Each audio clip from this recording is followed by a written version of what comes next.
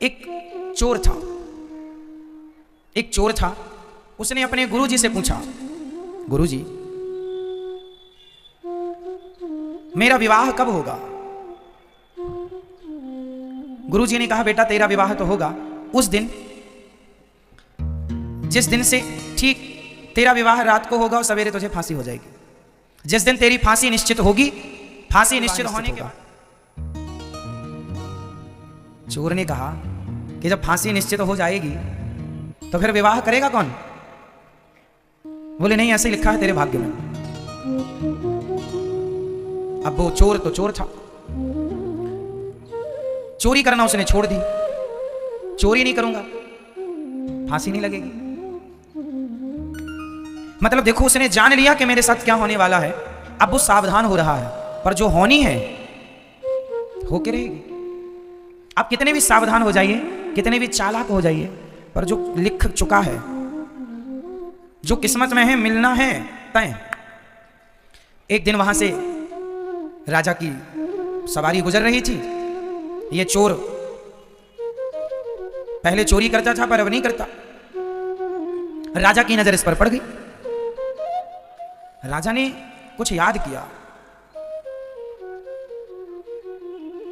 राजा को याद आया, इसने गले में एक सोने का माला पहन रखा था। अब तो सुधर गया था, पर जो चुराया था वो तो था ही ना इसके पास। राजा ने देखा किसके गले में माला है, ये माला तो मेरा है। इसने कभी राजा का माला चुराया होगा। राजा ने पकड़ लिया, बुलाया दरबार में, तेरे पास माला कहां से आया? बहुत गोल गोल बातें की उसने। राजा ने कहा नहीं, ये तो मेरा है। उसने बाद में माना कि हाँ, मैंने आपके राज्य में भी एक दिन आपके महल में भी चोरी की थी, वहीं से मुझे मिला। राजा ने कहा तूने बहुत चोरी की है, मेरा भी बहुत नुकसान किया है, कल तुझे फांसी होगी। लो भैया, बेड़ियों में जकड़ गया, जेल में बंद हो गया। सिपाहियों ने कहा कोई इच्छा है तेरी? बोले आखिरी इच्छा यही है, जेल के अंदर ना रखो, पूरी रात मुझे जेल के बाहर रखो ताकि खुली हवा मिलती रहे मुझे। संयोग वो बाहर था जेल के, सड़क में एक पेड़ के नीचे बैठा था कि तभी एक माँ और बेटी वहां से गुजरी। एक माँ और बेटी जब वहां से गुजरी तो सिपाही ने पूछा तुम कौन हो? उन्होंने कहा भैया हम इस शहर में, इस नगर में नए नए आए हैं, बड़े गरीब हैं, कुछ काम मिले तो पेट भर रोटी मिल जाएगी। चोर वहीं था, सुन रहा था। बड़ी प्यास लगी है, चोर ने पानी मांगा तो उस माँ ने उसे पानी पिलाया। चोर ने कहा कि ये तुम्हारी बेटी है? हाँ मेरी बेटी है।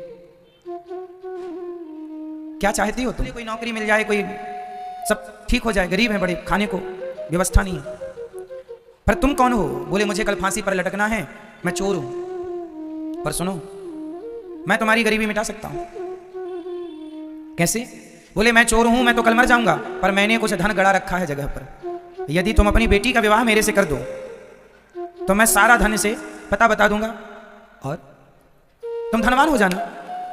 तो लड़की की मां ने कहा चोर, मैं अपनी बेटी का विवाह तेरे से कर भी दूं और तू मुझे धन भी बता दे, मैं धनी भी हो जाऊं, तो बता इसमें तेरा लाभ क्या है? एक रात के लिए तू किसी का पति बन, इसमें क्या लाभ है तेरा? चोर बोला, रोते हुए बोला, मेरा एक ही लाभ है। क्या? बोले जब मैं मर जाऊंगा, मेरे मरने के बाद ही सही मेरा बच्चा होगा। यदि मैं इसका पति बना तो बच्चा होगा, और बच्चा होगा तो वो मुझे पिंडदान देगा। और मैंने कोई ऐसे तो पुण्य किए नहीं कि मेरा उद्धार हो जाए। जीते जी सिर्फ चोरी की है, गलत काम किया है। अब एक उम्मीद है कि यदि मेरी औलाद, मेरी संतान मेरा पिंडदान करती है और वो सही रास्ते पर चलती है तो उसके पुण्य से, उसके पिंडदान से मेरा उद्धार हो जाए। बस ये लोभ है। लड़की की माँ ने लड़की से पूछा ठीक है? उसने कहा माँ जैसा अच्छा लगे। माँ को लगा ठीक है, भटक तो रहे ही हैं, धन मिलेगा, ठीक है।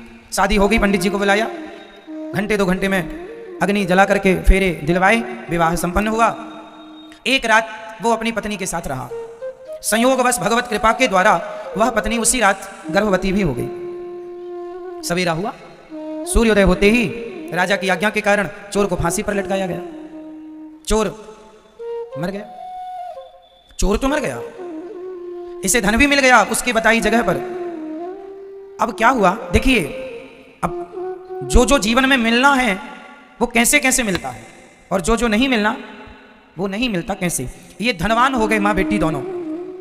माँ को लगा चलो बेटी का विवाह कर देना चाहिए, इसने फिर बेटी के विवाह का प्लान बनाया। एक लड़का मिला भी, लड़के से कहा विवाह करोगे? हाँ हाँ कर लेंगे। विवाह किया तो उस लड़के ने जिसने विवाह किया संयोग से वो भी एक चोर था। वो चोर था तो रात के ही उसने पूरा इसका सारा धन उठाया, भाग गया। एक चोर ने धन दिया, एक चोर ने धन ले लिया। अब ये जैसे थे फिर वैसे हो गए। धन जाते ही उस धन के गम में ये मां निपट गई। अब अकेली लड़की बची, और लड़की भी गर्भवती। मजदूरी मांग मांग के जैसे तैसे जीवन गुजारा, बच्चा हुआ, बड़ा हुआ।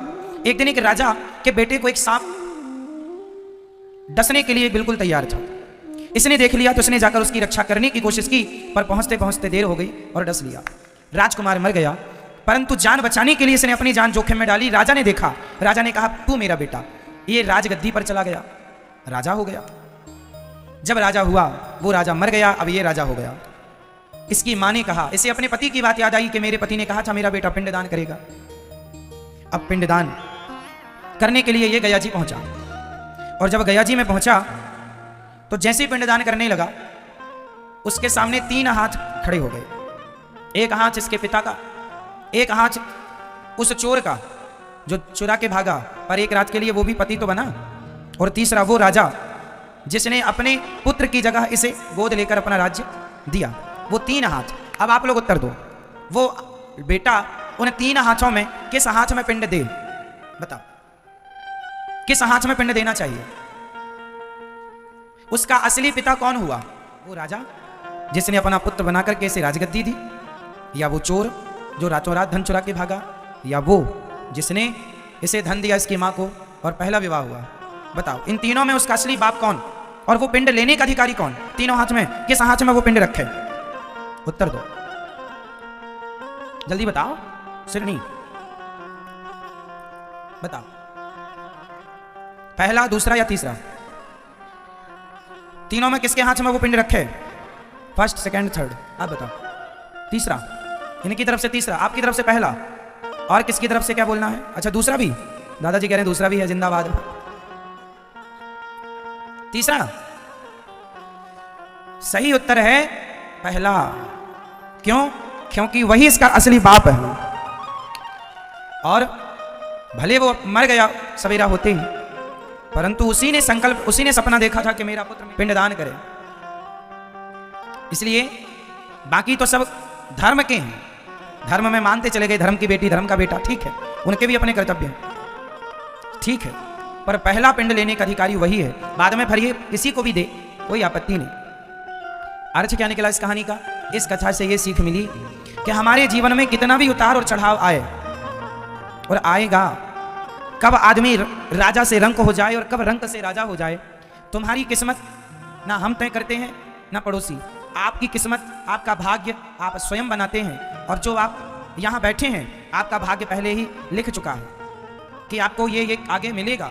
इसलिए जो मिल रहा है वो हमारे कर्मों का फल है, और भगवान की कृपा से उसे लेकर प्रसन्न ही रहना चाहिए। ये समझदारी है। ये क्या है? समझदारी। हर हाल में प्रसन्न। बेटी का विवाह कब होगा? जब भगवत इच्छा होगी। कर्म करो, चिंता नहीं।